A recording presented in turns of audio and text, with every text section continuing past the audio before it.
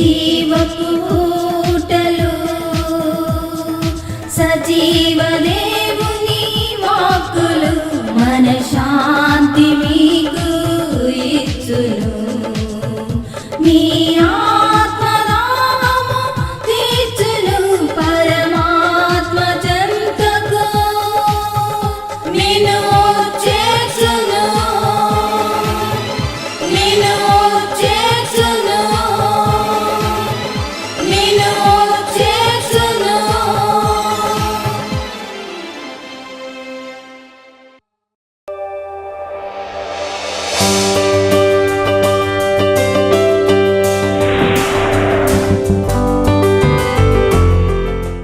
ప్రేమైనటువంటి దేవుని బిడ్డలారా, దేవుడు మనలందరినీ ప్రేమించి ఈ శ్రేష్టమైన దివ్యమైన సమయాన్ని దేవదేవుడు మనందరికీ దయచేసినందుకు మన మధ్యలో ఆత్మస్వరూపుగా ఉన్న దేవునికి మొట్టమొదటిగా నా హృదయపూర్వకమైన వందనాలు యేసయ్యకి నేను చెల్లిస్తూ ఉన్నా.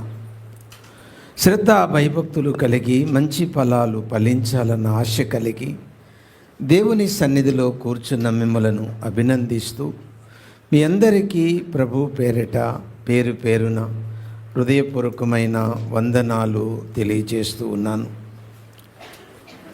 బేస్ పెట్టినాను, రీసౌండ్ వస్తుంది, ఎక్కడ ఆపలేదు, మైక్ అంటే ఆపేనా? ఇంకెవరి దగ్గర ఉంది మైక్? హలో, బేస్ పెట్టమ్మా, రీసౌండ్ వస్తుంది.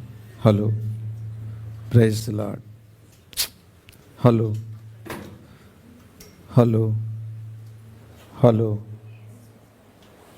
హలో. శబ్దం రెండోసారి శబ్దం వినబడుతుంది. Hello, praise the lord. Hallelujah, hallelujah, praise the Lord. ఇది మైక్ అది పెట్టుంది అది. Hello, praise the lord. Hallelujah, hallelujah. అది ఎవరి చేత నాకు తెలిసిన వాళ్ళు చేత సెట్ చేయించుకున్నాను, సరిగ్గా లేదు మైక్. అది ఆపేయమ్మ దాన్ని.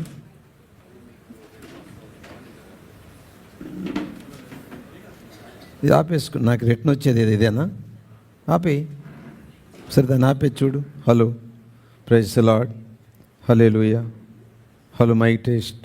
Hello, praise the lord. చాలు, వినిపిస్తుంది అందరికీ, చాలు. ఇన్ని అవసరం లేదు అసలు. ఓకేనా? Praise the lord. Hallelujah. Mic test. Hello, right. Okay అండి, మనం ఈరోజు ఎబ్రీ పత్రిక 10వ అధ్యాయం 26 నుంచి 31 వరకు ధ్యానం చేయబోతున్నాం. ఈ ధ్యాన భాగం అంతటికి ఒక పేరు పెట్టాం. ఏంటా పేరు? అది బుద్ధిపూర్వకమైన పాపమును గుర్తించుట ఎలా గుర్తించగలము? ఒకటి, బుద్ధిపూర్వకమైన పాపం అంటే ఏమిటో తెలిస్తే గుర్తించగలం. 2, బుద్ధిపూర్వకమైన పాపానికి ఏమి వస్తుందో లేక ఏమి కలుగుతుందో తెలిస్తే ఖచ్చితంగా పాపాన్ని గుర్తించగలం. 3, బుద్ధిపూర్వకమైన పాపం ఎవరు చేస్తారు? ఈ 3 విషయాల ద్వారా బుద్ధిపూర్వకమైన పాపాన్ని గుర్తించవచ్చు. ఓకే, ఎబ్రీ పత్రిక ఎన్ని భాగాలని చెప్పాను? 3 భాగాలు. మొదటి 7 అధ్యాయాలు యేసు ప్రభు వ్యక్తిగా శ్రేష్ఠుడు. 8 నుంచి 10 అధ్యాయాలు యేసు ప్రభు పరిచర్య చాలా శ్రేష్టమైనది పాత నిబంధన కంటే. 10వ అధ్యాయం నుంచి 13 వరకు యేసు ప్రభు ప్రతి వ్యక్తి నుండి, అంటే విశ్వాసం నుండి శ్రేష్టమైన జీవన విధానము కోరుకుంటున్నాడు. మనం 3వ భాగములో ఈరోజు 4వ ప్రసంగానికి వచ్చాం. ఓకే, ఇందులో మనం ఏం చూడబోతున్నామంటే బుద్ధిపూర్వకమైన పాపం గుర్తించుట ఎలా. ప్రార్థన. ప్రేమ కలిగిన పరలోకపు తండ్రి, వాక్యం అనే రొట్టె విరచి ఆత్మకు జీవాహారంగా పెట్టి మమ్మలను సర్వ సత్యములోనికి నడిపించమని ఈ మనవులు యేసుక్రీస్తు నామమునడిగి వేడుకుంటున్నాం పరలోకపు తండ్రి, ఆమేన్. ఓకే అండి, మొదటి 26వ వచనాన్ని గమనిస్తే 26వ వచనములో 3 మాటలు ఉన్నాయి. చదువమ్మా. మనము సత్యమును గూర్చి అనుభవ జ్ఞానము మొదటి మాట సత్యమును గూర్చి అనుభవ జ్ఞానము పొందుట. చదువమ్మా. బుద్ధిపూర్వకముగా పాపం చేసి. రెండో మాట సత్యమును గూర్చి అనుభవ జ్ఞానము పొంది బుద్ధిపూర్వకంగా పాపం చేయుట. మూడో మాట పాపములకు బలి ఇకను పాపమునకు ఇక బలి లేదు. వీటిని మనము ఒక్కొక్క దాన్ని వివరిస్తాను. బుద్ధిపూర్వకమైన పాపమాన్ని ఎలా గుర్తించాలో చెప్తున్నాను. 1, అనుభవ జ్ఞానము పొందాక దేని గూర్చి? సత్యమును గూర్చి. సత్యం అంటే యేసుప్రభు. సత్యం అంటే యేసుప్రభు. యేసుప్రభును గూర్చి అనుభవ జ్ఞానము పొందిన తరువాత, సత్యమును గూర్చిన అనుభవ జ్ఞానము పొంది పాపం చేస్తే తెలిసా తెలియక అదే బుద్ధిపూర్వకమైన పాపం. ఆ తరువాత దానికి బలి లేదు అంటే క్రైస్తవుడు అని పేరు పెట్టుకొని ఏ రకమైన పాపం విషయంలో, అంటే తనకున్న బలహీనతలు ఏమైనా కావచ్చు, చివరి వరకు చచ్చిపోయేదాకా అదే పాపంలో ఉంటే దానికి ఇక బలి లేదు. ఓకే, ఈ 3 పాయింట్స్ చూద్దాం. మొదటిది సత్యమును గూర్చిన అనుభవ జ్ఞానం అంటే ఏంటో వివరిస్తాను. మనము అక్కడున్న ఈ వాక్యాన్ని అర్థం చేసుకోవడానికి ఎగ్జాంపుల్ వాడతాం, క్రాస్ రిఫరెన్సులు వాడతాం, అంతేనా? ఇప్పుడు సత్యమును గూర్చిన అనుభవ జ్ఞానం అంటే ఏంటో తెలుసుకోవడానికి ఇస్కరియోతు యూదా అనుభవం దగ్గరికి వెళదాం. ఫర్ ఎగ్జాంపుల్, మత్తయి సువార్త 5వ అధ్యాయంలో యేసు ప్రభు దేవుని రాజ్యమును గూర్చిన ప్రసంగం చేశాడు. ఆ ప్రసంగం చేసేటప్పుడు దీన్ని కొండ మీద ప్రసంగం అంటారు కదండి. ఇస్కరియోతు యూదా ఉన్నాడా లేడా? ఉన్నాడు. అంటే ఇప్పుడు ఈయనకి దేవుని రాజ్యం అంటే సత్యమును గూర్చిన అనుభవము ఉందా లేదా? Yes or no? ఉంది. దేవుడు అంటే ఏంటో తెలుసు, దేవుని రాజ్యం అంటే ఏంటో తెలుసు, పరలోకం ఎలా వెళతామో తెలుసు, పరలోకం ఎవరు వెళ్ళరో తెలుసు. ఇవన్నీ వివరంగా విపులంగా యేసుప్రభు చెప్పాడు. అద్భుతాలు చూశాడు, సూచక్రియలు చూశాడు, మహత్కార్యాలు చూశాడు. ఇదంతా సత్యమును గూర్చిన అనుభవ జ్ఞానమే. ఎవరు పొందారు? ఇస్కరియోతు యూదా. పొందినా కూడా యేసుప్రభుని ఏం చేశాడు?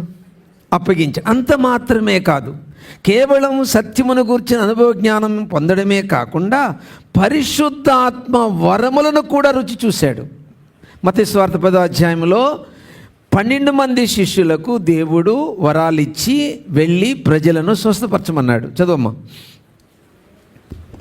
ఆయన తన 12 మంది శిష్యులను పిలిచి అపవిత్రాత్మలను వెళ్ళగొట్టుటకును ప్రతి విధమైన రోగమును ప్రతి విధమైన వ్యాధిని స్వస్థపరచుటకును వారికి అధికారం ఇచ్చెను. విన్నారు కదా? అంటే ఇప్పుడు ఇస్కరియోతు యూదా ఉన్నాడా లేడా?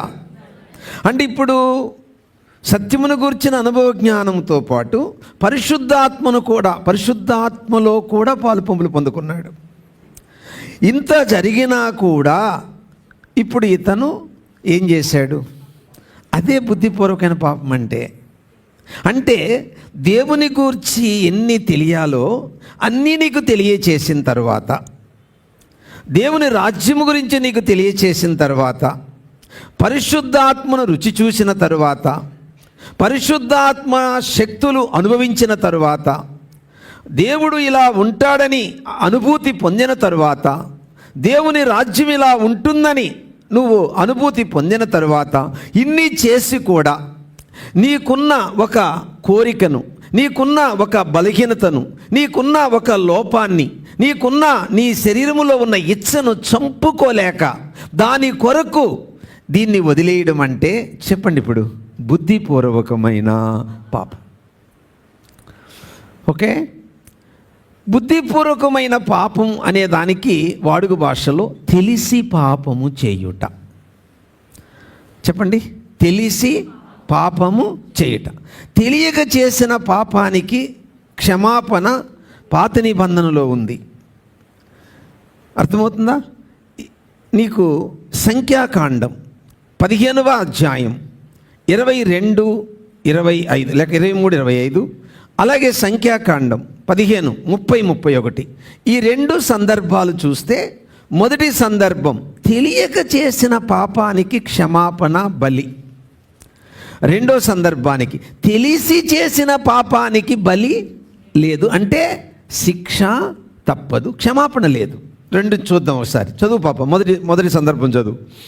యెహోవా ఆజ్ఞాపించిన దినము మొదలుకొని అటుపైని మీ తరతరములకు యెహోవా మోషే ద్వారా మీకు ఆజ్ఞాపించిన వాటిలో పొరపాటున దేనినైనా మీరు చేయకపోయినప్పుడు అది సమాజమునకు తెలియబడని ఎడల సర్వ సమాజము యెహోవాకు ఇంపైన సువాసనగా ఉండుటకై దహనబలిగా ఒక కోడె దూడను విధి చొప్పున దాని నైవేద్యమును దాని పానీయ అర్పణములను పాప పరిహారార్థ బలిగా ఒక మేకపిల్లను సిద్ధపరచవలెను. యాజకుడు ఇశ్రాయేలుల సర్వ సమాజము నిమిత్తము ప్రాయశ్చిత్తము చేయవలెను. తెలియకయే దాని చేసిన గనుక క్షమింపబడును. అయిపోయింది. అది మొదటి భాగం. Very clear. అంటే పాత నిబంధనలో దేవుడు ఎలా క్షమించేవాడంటే, ఏదైతే ధర్మశాస్త్రములో దేవుడు ముందుగా బయలుపరిచాడో ఆ బయలుపరిచిన విషయాలను ఎవరైతే తెలియక చేశారో, మళ్ళీ చెప్పనా ఎలా? ఇప్పుడు ధర్మశాస్త్రంలో చాలా విషయాలు ఉన్నాయి, అన్నీ గుర్తుపెట్టుకోగలమా? కొన్ని ఏమవుతారు, సహజంగా మర్చిపోతారు కదా. అలా మర్చిపోయి తెలియక ఎవరైనా తప్పు చేస్తే దానికి ఏముంది? బలి ఉంది. దానికి ఏముంది? క్షమాపణ ఉంది. ఇప్పుడు మీకు అర్థమైంది కదా దేనికి క్షమాపణ లేదు. రెండో భాగం చదువు పాప. అయితే దేశమందు పుట్టినవాడే గాని పరదేశీయే గాని ఎవడైనను సాహసించి పాపము చేసిన ఎడల వాడు యెహోవాను తృణీకరించిన వాడగును గనుక అట్టివాడు నిశ్చయముగా జనులలో నుండకుండా కొట్టివేయబడును. వాడు యెహోవా మాటను అలక్ష్యము చేసి ఆయన ఆజ్ఞలను మీరినందున నిశ్చయముగా కొట్టివేయబడును. వాని దోషశిక్షకు వాడే కారకుడు. దాని అర్థం తెలుసా? రాళ్ళతో కొట్టి చంపండి అని. దేనికి చంపాలి ఈ వ్యక్తిని? తెలిసి చేశాడా, తెలియక చేశాడా? అది రెండో భాగం ఏంటంటే, చూడండి చాలా జాగ్రత్తగానండి. తెలియక చేసిన పాపానికి క్షమాపణ చివరి వరకు ఉంటుంది. తెలిసి చేసిన పాపానికి క్షమాపణ ఎప్పటికి ఉండదు. ఎప్పుడు? పాత నిబంధనలో. క్రొత్త నిబంధనకు వచ్చేటప్పటికి ఆ మార్పు ఏంటో చూపిస్తాను ఇప్పుడు మీకు. ఓకేనా? చాలా జాగ్రత్తగా వినాలి మీరు. కొత్త నిబంధనలో ఇప్పుడు పై మాటలు ఏం చూసుకున్నాం మనం? పాయింట్ 1లో ఏం చూసాం? సత్యమును గూర్చిన, సత్యం అంటే ఎవరని చెప్పాను? యేసుప్రభు. యేసుప్రభు గురించి నాకు తెలుసు. ఏమని తెలుసు?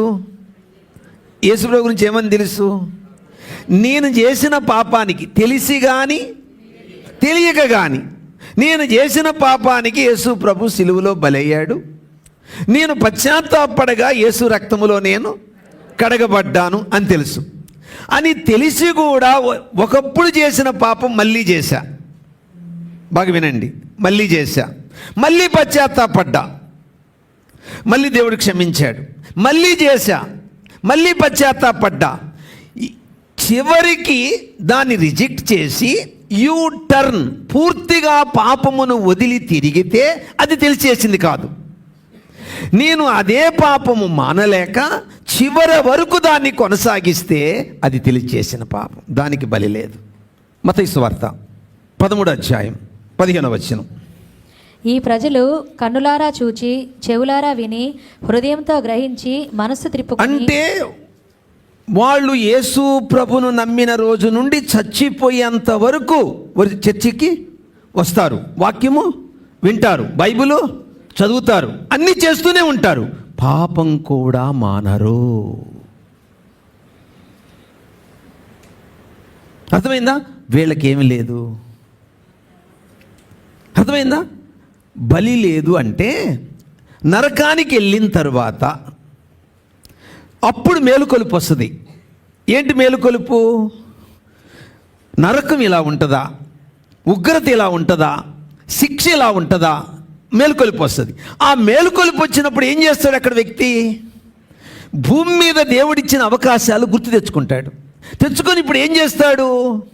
అడుగుతాడు, ఇంకొక ఛాన్స్, ఇంకొక అవకాశం, ఇంకొక టైం అని అడుగుతాడు. అలా అడిగినా కూడా క్షమాపణ లేదని అర్థం.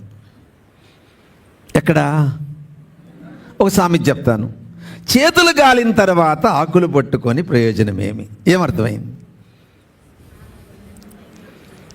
ఏమన్నా అర్థమైందా సామెత? అర్థమైందా? అర్థం కాలేదా? ఇప్పుడు కాలుతున్న ఒక దాకా లేదా ఒక ప్లేట్ ఏదైనా గుడ్డతో పట్టుకుంటే కాలదు, కాలిన తర్వాత గబగ వెళ్ళిపోటు పట్టుకుంటే. అట్ట నరకానికి వెళ్ళాక అయ్యో పొరపాటు అయింది దేవా అంటే ప్రయోజనము లేదు. ఇప్పుడు అర్థమైందా? సరే, ఇప్పుడు మనం 3 విషయాలు చెప్పుకున్నాం కదా వరుసగా. ఏంటది? సత్యమును గూర్చిన అనుభవజ్ఞానం పొంది, పాపము వదలలేక తెలిసి పాపం చేసి, చివరి టైం వరకు పాపంలోనే చనిపోతే ఈ వ్యక్తి ఎక్కడికి పోతాడు? నరకానికి పోతాడు. ఇప్పుడు ఈ నరకం గురించి సందర్భాలు చూపిస్తాను. అదే అగ్ని గురించి సందర్భాలు చూపిస్తాను. పాప సంఖ్యాకాండం 16 అధ్యాయం 1 నుంచి 6, సంఖ్యాకాండం 26 అధ్యాయం 9 నుంచి 11, 2 సందర్భాలు వినండి. ఒక్క నిమిషం పాప.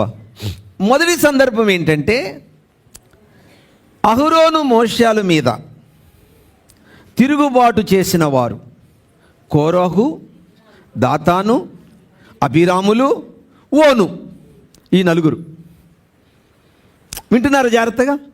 ఎందుకు తిరుగుబాటు చేశారు వీళ్ళు? వాళ్ళు లేవీలే, వీళ్ళు లేవీలే, కానీ వీళ్ళ పని వేరు, వాళ్ళ పని వేరు. ఇప్పుడు వాళ్ళు ఏం కోరుకున్నారు?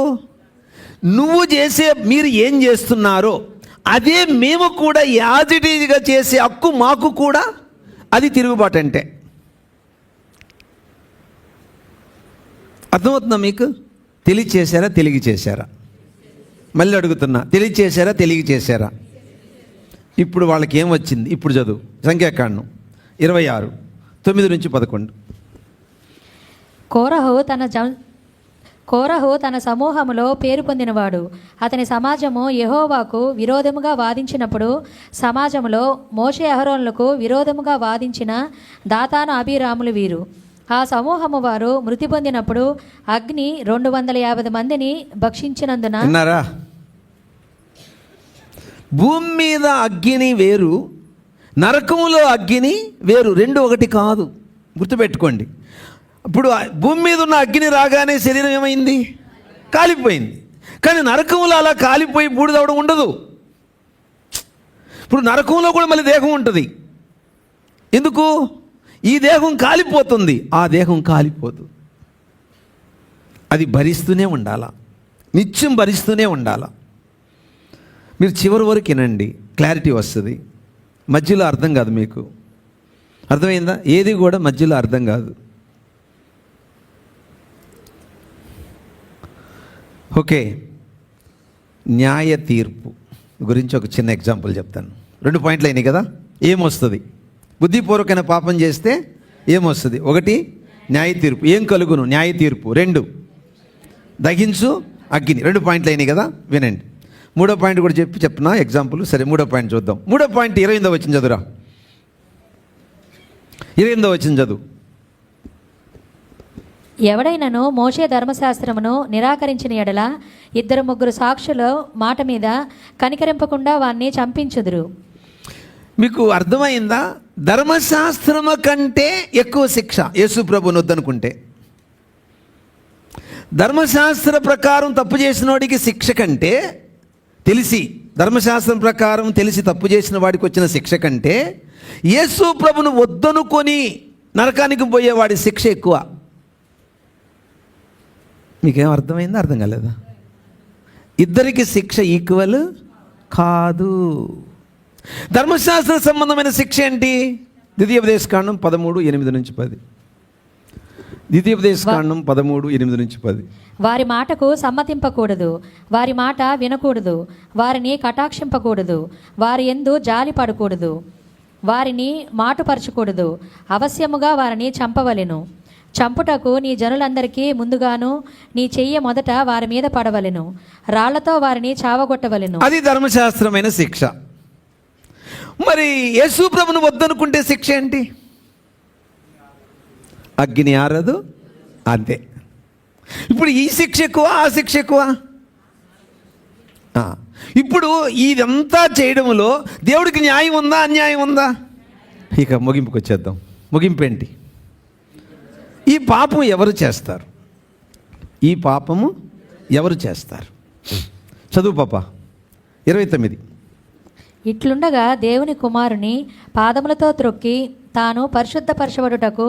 మనం చదివిన వచనాలన్నీ కూడా ఏ భాగం, ఏ టెక్స్ట్ అయితే తీసుకున్నామో అందులోనే ప్రశ్న ఆన్సర్ ఉందా? బయటికి ఎక్కడికన్నా వెళ్ళామా మనం? అదే ఎక్స్పోజిటరీ అంటే అర్థం. బుద్ధిపూర్వకమైన పాపం ఏంటో 26 నుంచి 31 వరకు పూస గుచ్చినట్టు చెప్పేశాడు, అంతే. బయటికి వెళ్ళక్కర్లేక మనం. ఇప్పుడు చెప్తున్నాడు ఎవరు ఈ పాపం చేస్తారో చెప్తున్నాడు. చదవమ్మ.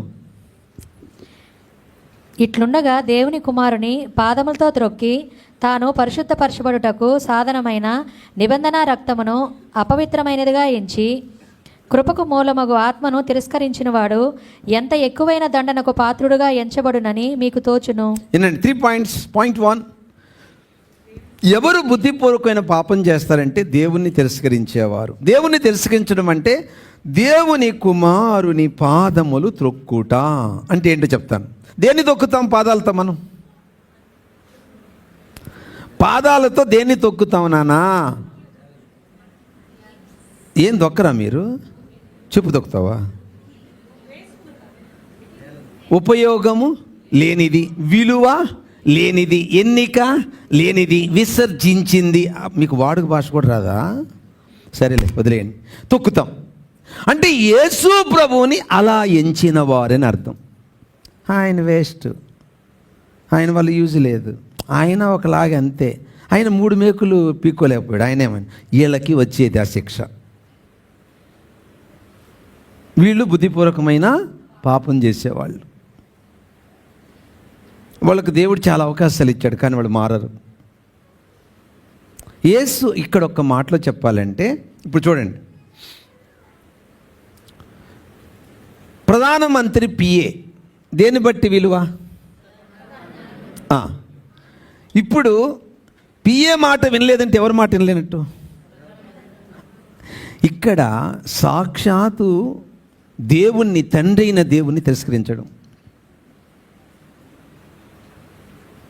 తండ్రే కదా పంపింది కుమారుని భూమి మీదకి, అవునా కదా? కాబట్టి ఎవరిని తిరస్కరించడం? తండ్రి అయిన దేవుణ్ణి తిరస్కరించడం. అది బుద్ధిపూర్వకమైన పాపం అంటే. కొంతమంది ఏమంటారు, నేను యేసు ప్రభువుని నమ్మను, యెహోవాను నమ్ముతాను. దానికి ఏముంది బైబిల్ ఆన్సరు? తండ్రి నన్ను అభిషేకించి భూమి మీదకి పంపాడని యేసు ప్రభువే చెప్పాడు. మీరు నన్ను తిరస్కరిస్తే తండ్రిని తిరస్కరించినట్టే. పాయింట్ 1. పాయింట్ 2, ఆ తర్వాత ఏముంది అంటే మనల్ని పరిశుద్ధపరచడానికి సాధనమైన నిబంధన రక్తమును అపవిత్రముగా ఎంచి. అంటే యేసు రక్తంతో కడుక్కుంటే పాపాలు పోతాయా? అది ఎలా పోతాయి అనేవాళ్ళు లేరా? మరి వాళ్ళు బుద్ధిపూర్వకమైన పాపం చేసేవాళ్ళు. దేవుని పిల్లలారా, గుర్తుపెట్టుకోండి. ముగింపుకు వచ్చాం మనం. ఎవరు యేసుక్రీస్తుని తిరస్కరిస్తారో వారు బుద్ధిపూర్వకమైన పాపం. 1 తండ్రిని తిరస్కరించిన వారు, 2 కుమారుని తిరస్కరించిన వారు. ఫైనల్ 3 చెప్పి ముగించుకుందాం. పరిశుద్ధాత్మ. ఇక పరిశుద్ధాత్మ గురించి ఏముంది 29వ వచనములు అంటే, ఇక్కడ ఒక మాట ఉందండి, చాలా ప్రాముఖ్యమైన మాట. పాప జకరియా గ్రంథం 7:12 పరిశుద్ధాత్మ గురించి ఒక మాట. 7:12 జకరియా 7:12. ధర్మశాస్త్రమును పూర్వీకులైన ప్రవక్తల ద్వారా సైన్యములకు అధిపతియగు యెహోవా తన ఆత్మ ప్రేరేపణ చేత తెలియజేసిన విన్నారా? తన ఆత్మ ప్రేరేపణ చేత తెలియజేసిన మాటలను తాము వినకుండునట్లు హృదయములను కురువిందము అంటే తెలీదా?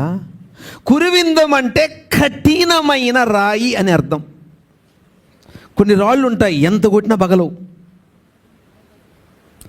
కొన్ని రాళ్ళు ఎంత కొట్టినా పగలవు.